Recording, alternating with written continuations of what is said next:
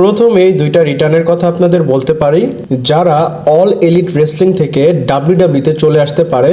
সবার প্রথম পেজের কথা বলি, যাকে অল এলিটে সবাই সারায় নামে জানে, এবং তার বিষয়ে এটা জানা গিয়েছে সে এইডাব্লিউর সাথে তার কন্ট্রাক্টটা রিনিউ করেনি বলতে কি এইডাব্লিউ তাকে অফার করেছিল, বাট সেটাকে মানা করে দিয়েছে।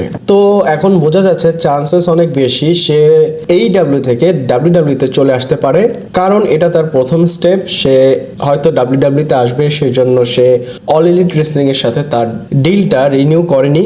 আর আমি জানি ট্রিপল এইচ নেগোশিয়েট করবে পেজের সাথে, এবং আপনারা জানেন সে রিটার্ন করার পর সে কোনো সুযোগ পায়নি রেসলিং করার। এর আগে সে ইনজুরি হয়ে গিয়েছিল, আর এটা আপনারা আশা রাখতে পারেন যে হয়তো সে আবার ডাব্লিউডাব্লিউতে আসতে পারে।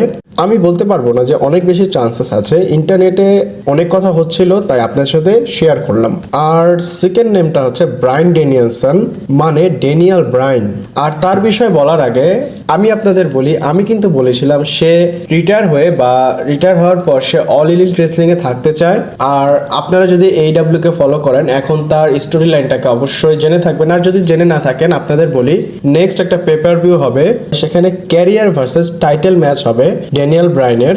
আর এই ম্যাচটা হবে সর্ভের সাথে, আর সেটা হতে পারে তার লাস্ট ম্যাচ, কারণ সে কিন্তু এখনো এইডাব্লিউ এর সাথে তার কন্ট্রাক্টটা রিনিউ করেনি। রিনিউ বলতে কি তার কন্ট্রাক্ট অলরেডি এইডাব্লিউ এর সাথে শেষ হতে যাচ্ছে। আর এমনও হতে পারে সেই ম্যাচটার পরে হয়তো ড্যানিয়েল ব্রায়ান একটা বোম ফাটাবে ইন্টারনেটে, সে কি করতে যাচ্ছে, হয় সে এইডাব্লিউ তে থাকবে, না হয় সে আবার ডাব্লিউডাব্লিউ তে চলে আসবে। আর পেজের বিষয়ে তো আপনাদের বললামই, আর আজকে অনেক আপডেট আছে, চলুন শুরু করা যাক। Hello viewers, welcome to Rachel Bangla BD. প্রথমেই আপনাদের যে কথাটা বলবো সেটা হয়তো আপনাদের লাইফের একটা লেসন হতে পারে। মার্ক হেনরি রোমান রিন্সের বিষয়ে কিছু কথা বলেছে। সে বলে রোমান রিন্সের স্টিল লুকিমিয়া আছে, আর এখনো তার সাথে এমন কোনো দিন হয় বা সে এমন কিছু ফেস করে যে তার কাজ করতে মনে চায় না বা সে ঘুম থেকে উঠতে চায় না। সে যেভাবে রেসেলমিনিয়াতে শেপ নিয়ে এসেছিল, সে হয়তো তার আগের দিন সে চায়নি সে ঘুম থেকে উঠুক।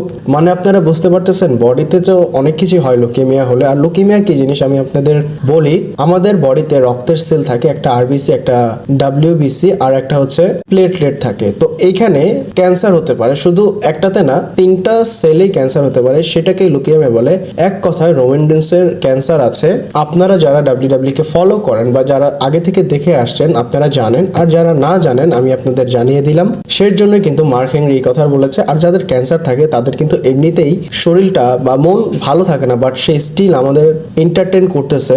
আর আমি এন্টারটেইন কেন বললাম, সে তো সবকিছু ওভারকাম করতেছে। এবং আপনারা যদি টেলিভিশনে কয়েকটা বছরে তার প্রোডাক্টগুলো ডেলিভার দেখেন, সেগুলো একদম আগুন ছিল, মানে 100তে 100 ছিল। আর আপনারা জানেন অনেক মানুষ আছে একটু যদি ক্যান্সার হয় তারা ভেঙে পড়ে, কিন্তু রোমান রিন্সকে আপনারা দেখেন সে ডাব্লিউডাব্লিউ তে চ্যাম্পিয়ন, বাট যদি রিয়েল লাইফে দেখেন সে আসলে একটা চ্যাম্পিয়ন। সে ক্যান্সার নিয়ে আমাদের এন্টারটেইন করতেছে। আপনারা হয়তো ভাবতে পারেন আমি রোমান রিন্সের তারিফ করতেছি, কিন্তু না। আর রোমান রিন্স এইসব সিচুয়েশন হ্যান্ডেল করে ডাব্লিউডাব্লিউ টপে আছে। আর আপনারা যদি আজকে এই নতুন জিনিসটা জেনে থাকেন রোমান রিন্সের বিষয়, তার লুকিমিয়ার বিষয়, তাহলে আপনারা কি ভেবেছেন বা আপনারা কি ভাবছেন আমাকে কমেন্ট করে জানাতে পারেন। এরপর গ্যাস কথা বলি বউ পাগল র্যান্ডি অর্টনের বিষয়, কারণ সে তার রিটায়ারমেন্টের বিষয়ে কিছু কথা বলেছে। সে বলে আমার ওয়াইফ যখন বলবে, মানে কিম অর্টেন, যে র্যান্ডি অর্টেন তুমি রিটায়ার হয়ে যাও, সেই সময় আমি রিটায়ার নিয়ে নিব। আর এই কথা কিন্তু সে আউট অফ রেসপেক্ট নিয়ে বলেছে। মানে আপনারা জানেন যে পার্টনারদের খুশি রাখার জন্য অনেক কথাই বলতে হয়। আর এই কথাটা বলার কারণে ফ্যানরা র্যান্ডি অর্টনের ওয়াইফের উপর রেগে গিয়েছে। আরে ভাই, তুমি তোমার ওয়াইফের কথা কেন শুনছো? তোমার ক্যারিয়ার হচ্ছে লেজেন্ডারি একটা ক্যারিয়ার, তুমি শুধু তোমার ওয়াইফের কথা শুনে তোমার ক্যারিয়ারটাকে শেষ করবে নাকি? তুমি একটু বিজনেস নিয়ে কথা বলো। মানে মানুষদের যে কথা আসলে কি বলবো। আর আপনারা যদি টুইটারে দেখেন কমেন্ট আরো অন্য খারাপ খারাপ কথাও লিখেছে, সেটা আপনাদের সাথে শেয়ার করলাম না। আর র্যান্ডি অর্টন কিন্তু তার ওয়াইফকে জাস্ট খুশি রাখার জন্য এই কথাটা বলেছে, কিন্তু ফ্যানরা অন্যভাবে নিল। আর ইন্টারনেটের বিষয় কি বলবো, মানুষ যে যা পারে তাই কমেন্ট করে চলে যায়। আর যারা টুইটার চালান না তারা হয়তো অনেক ভালোই আছেন। এরপর গাইস, আমি আপনাদের বলেছিলাম রোমান রিন্সকে 13 তারিখের যে স্ম্যাকডাউনটা হবে, যেটা ইউএসএ নেটওয়ার্কে যাবে, সেখানে ডাব্লিউডাব্লিউ রোমান রিন্সকে অ্যাডভার্টাইজ করেছে, বাট এখন তারা রোমান রেইন্সকে রিমুভ করে দিয়েছে। আর তাকে সরানোর পর ফ্যানরা আবারও রাগ হয়ে গিয়েছে যে তাকে কেন সরানো হলো, সে তো কিছুদিন আগে এসেছে, এখন তাকে আবার কেন টাইম অফ দেওয়া হলো। আর আমার মনে হয় ফ্যানরা না বুঝে এটা বলতেছে, রোমান রেইন্সকে অ্যাডভার্টাইজ থেকে সরিয়েছে তার মানে এই না যে সে আসবে না। রোমান রেইন্সকে অ্যাডভার্টাইজ না করলেও রোমান রেইন্সকে তারা টিভিতে অ্যাপিয়ার করবে, এমনও হতে পারে 13 তারিখের আগেও করতে পারে। আর তাকে কেন সরানো হয়েছে আপনারা তো হয়তো জানেনই যারা আমার ভিডিও দেখেন। সারপ্রাইজলি রোমান রেইন্সকে দেখাবে এর জন্যই সরিয়েছে। আর তারা রাগ হওয়া স্বাভাবিক, কারণ তারা টিকিটটা কিনেছিল রোমান রেইন্সকে দেখার জন্যই, না হলে এত তাড়াতাড়ি স্ম্যাকডাউনের টিকিট শেষ হয় না। আমি ওয়েবসাইটে গিয়ে দেখলাম। আর যেভাবে রোমান রেইন্সের স্টোরি চলতেছে, রোমান রেইন্সকে ডাব্লিউডাব্লিউ লম্বা ব্রেক দিবে না আমি যতটুকু জানি। এরপর গাইস আপনারা জানেন ব্লাড লাইনের সবচেয়ে বড় যদি কাউকে ধরা হয় তাহলে রোমান রেইন্স এবং রক, এবং তাদের মধ্যে যদি বেস্ট কাউকে ধরা হয়, অনেক ফ্যানরা বলে যে রোমান রেইন্স বেস্ট, অনেক ফ্যানরা বলে যে না রক বেস্ট। অনেকে এই যুক্তি দেয় যে রক অনেক পুরানো, সামওয়ান ট্রেডিশন এবং সামওয়ান সুপারস্টার, এগুলো সে সবার মাঝে ছড়িয়ে দিয়েছে, প্রেজেন্ট করেছে।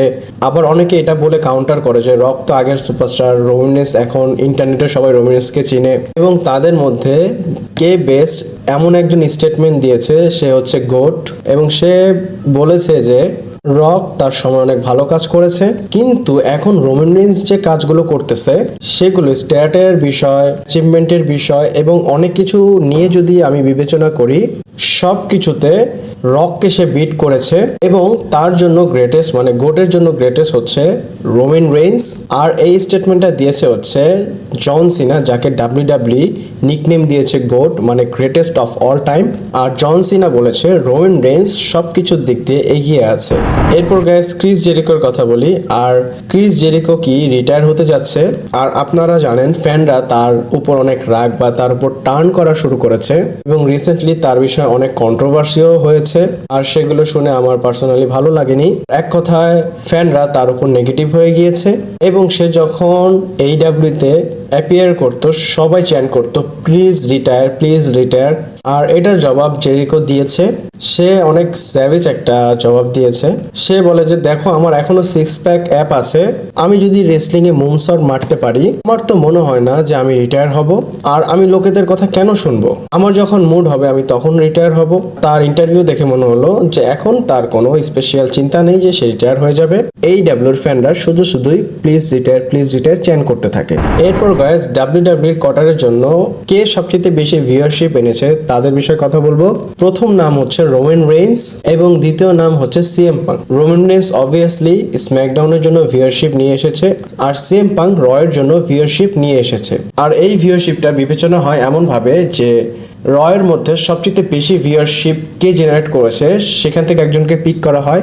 আর স্ম্যাকডাউনে পুরো শো চলাকালীন কে বেশি বা কার সময় টিভিতে বেশি ভিউয়ারশিপ এসেছে তাকে বিবেচনা করা হয়।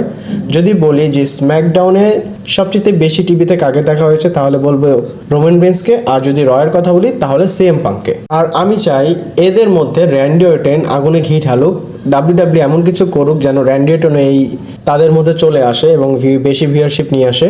এরপর গাইস আপনারা যদি ইমোশনাল হয়ে থাকেন তাহলে ইমোশনটা কন্ট্রোল করবেন। আমি অ্যাঙ্গারের কথা বলতেছি, মানে আপনারা যদি কেউ অনেক রাগী হয়ে থাকেন, এবং মার্সিডিজ মোর মানে সাশা ব্যাঙ্কস যেই নামেই বলি আর কি, সে এমন কিছু কথা বলেছে যেটা শুনে আপনারা হয়তো রাগ হতে পারেন।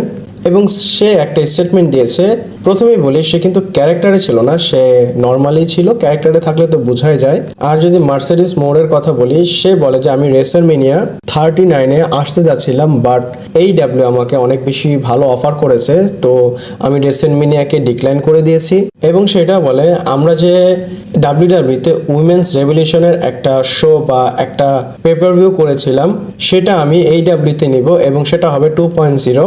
আর এটা শুনে আমার অনেক খারাপ লেগেছে, কারণ যেটা ডাব্লিউডাব্লিউর প্রপার্টি সেটা সে AEW-তে নতুনভাবে নিয়ে আসতেছে।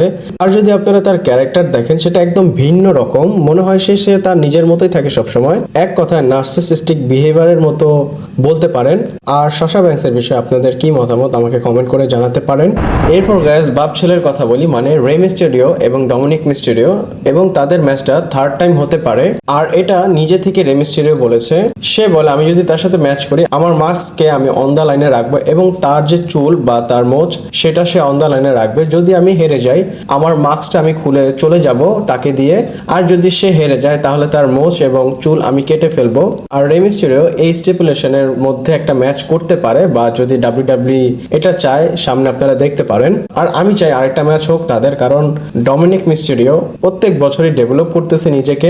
আর যদি ডমিনিক মিস্টেরিওর কথা বলি, সে কিন্তু বড় কোনো ম্যাচে তার বাবার সাথে জিতেনি, ওই লিভ মর্গানের কারণে একটা ম্যাচ জিতেছে। আর আপনারা ইন্টারেস্টেড আছেন কিনা বাপ ছেলের ম্যাচ দেখার জন্য আমাকে কমেন্ট করে জানাতে পারেন। আমার ভিডিওটা আজকে এই পর্যন্তই ছিল। ভালো লাগলে লাইক, কমেন্ট, শেয়ার, সাবস্ক্রাইব করে পাশে থাকবেন। পরবর্তী ভিডিওতে আবার দেখা হচ্ছে।